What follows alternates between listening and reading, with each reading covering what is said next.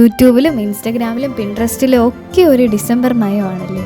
അപ്പോൾ നമുക്കും അതുപോലെ തന്നെ ഒരു സ്റ്റാർ ഉണ്ടാക്കിയാലോ? സ്റ്റാറൊന്നും ഇല്ലാതെ എന്ത് ക്രിസ്മസ് അല്ലേ. അപ്പോൾ നമുക്കും ഒന്ന് ഉണ്ടാക്കി നോക്കാം, അതും ഈ ഒരു സാധനം വെച്ചിട്ട്. അപ്പോൾ അതിനായിട്ട് ഒരു സ്കെയിൽ വേണം. അപ്പോൾ എൻ്റെ സ്കെയിൽ നോക്കിയിട്ടൊന്നും കാണുന്നില്ല ഗൈസ്. അപ്പോൾ ഇതാണ് എടുത്തത്.